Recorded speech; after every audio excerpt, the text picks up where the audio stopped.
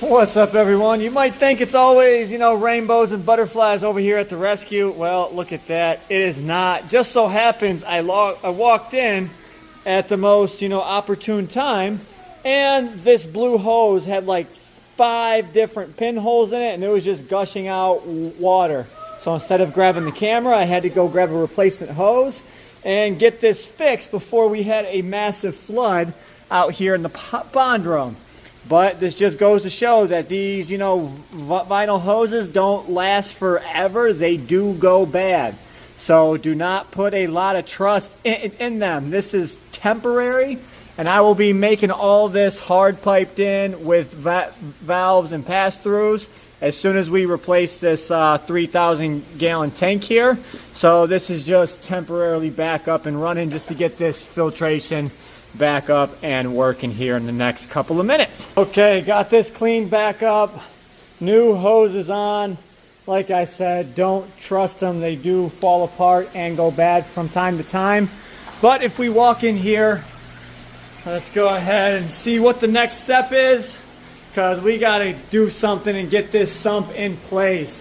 As I said, we are coming out of limp mode with the holidays, and New Year's is right upon us. So after that's done, it's full blaze and glory, full steam ahead. But the next step here is I've been working on trying to clean out this tank here. I thought that my guy had a bad bacterial infection, and I found the culprit turned out to be this gourami down here. So I have him sectioned off, and the albino gourami over there. I caught him coming up and biting at his gill plates, and being a white fish, of course, he just starts to bleed, which really looked like a bacterial infection right there. But ever since I pulled him out, he is now healing back up, back on the bottom of the tank. This is another issue that you deal with in quarantine. You try and quarantine multiple fish together, and you really have to pay attention to see who is fighting with who. And this guy got reset because of the arowana, and right when they were coming out, someone had put a mitis down here, and that's where I thought some disease and problems came from. And I did think there was a little bit of bacterial in here, and we tried the Canaplex, and I believe that did it. And then the gourami started picking up on them. So got that all fixed, and we actually rehomed one of the plecos in here. And we got the clown knife. We just found a new home, and we have this big clown knife here, a big 20-incher. But we're working on clearing out some of these tanks. We got the big tin foil barb. We rehomed one of those, and a few more of the Dovi, but I probably still have about 120 Dovi or so. These guys are super slow at rehoming. Got a nice mitis down here. These guys are ready to come out of quarantine. I think my dad's gonna put them in the tank up front. These are a bunch of different types of Geophagus. There goes the Svennies, the earth eaters. There's a couple different kinds in here, but they look nice. Same thing with these tetras. They're going to end up going up front, and that'll give us some room in here. So when we get these fish out of here, I'm going to go ahead and drain this out, move that tank over as I discussed before.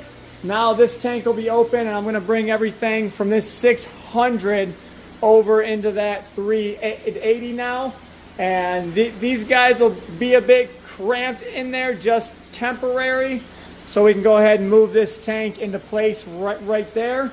And then there's nothing stopping us from breaking down this sump and starting this whole venture of getting the new sump in place. After that's done, tanks turned around, we can start rebuilding this whole half of the fish room.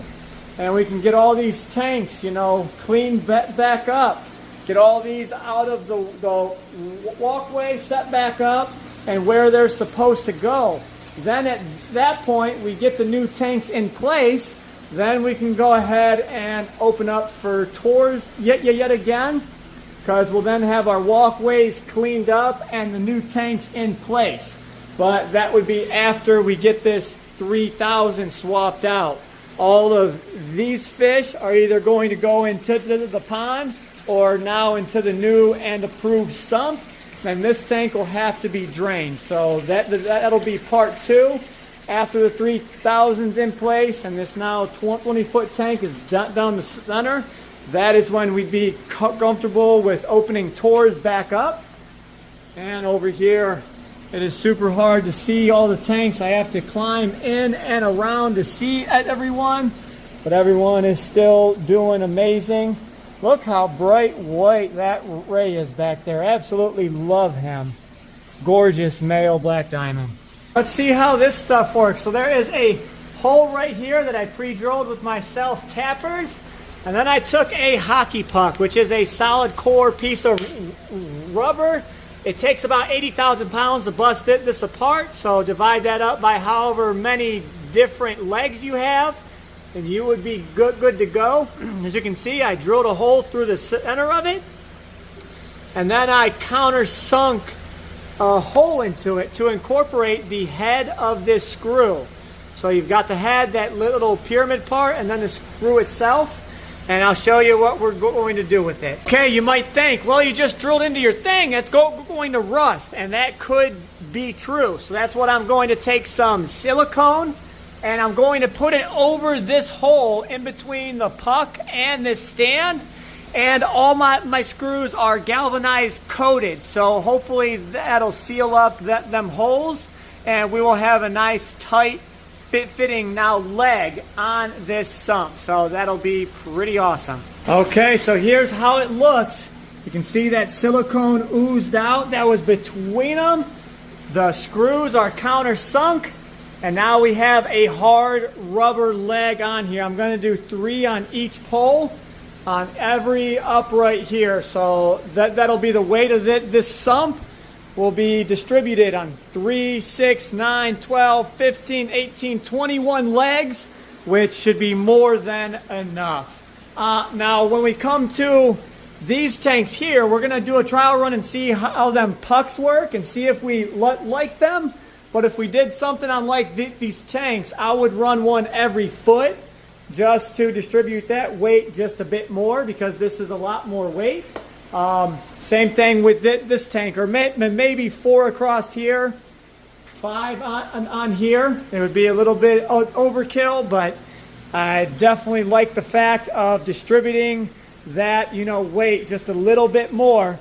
But to the person who suggested the hockey pucks, thank you, and I really like the idea. It's really a good one.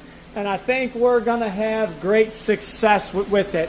So now we're going to have that much of a gap beneath, this tank. This is a 1-inch puck. We got 1.5 inch self-tappers. So it definitely grabbed a bunch of meat. We countersunk it in there, probably 1/16 of an inch. And we'll definitely see how this goes. I'm definitely excited to get the rest of these on, because that means it's one step closer to being done. Okay, so far so good. Here's the leg from the other day or yesterday. It is locked in. We're good. So we went ahead and started installing the rest. We've got 2 on the bottom, 2 in the middle, 2 on top. Wait, we got the rest of the top done all the way over. Now we are working on bringing the middle over. We're over on 3 and 2 on the bottom. But this bottom rail, I'm not sure if he used a different type of metal, but man, it is much harder to drill through that bottom. Went through the entire tops with ease, got to that bottom, and it took forever to get through them too. The middle, so far so good, so we're going to bring the rest over and then slowly work on the bottom. So by the end of today, we should have the rest of all the legs on and the next step done in the process. Alright, so we get a little bit of silicone on here, a little bit of silicone on the hole. Already drilled through the puck. Back it in just a little bit.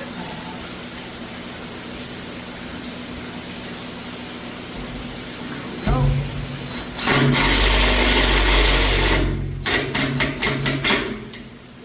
Perfect. Yep. That's how we do it. Look at that. We are all done. 3 feet per span. We come over here. Look down there. Bam. We've got all the feet on now.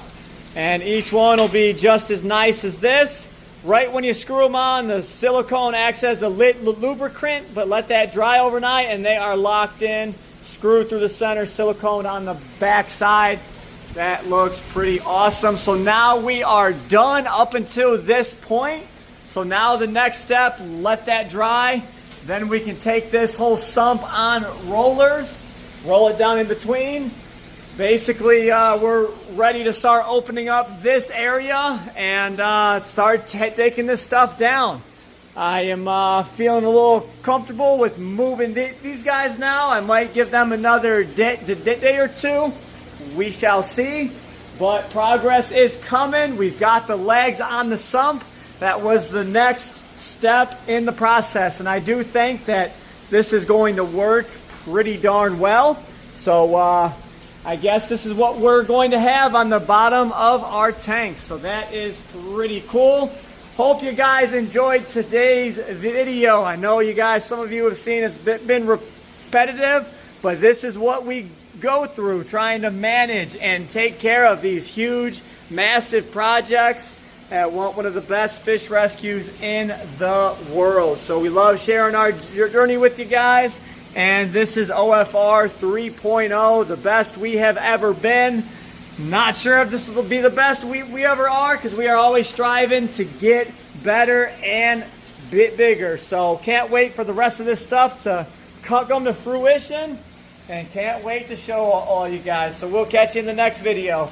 Happy New Year's, and we'll catch you in the next one. As always, stay fishy, my friends.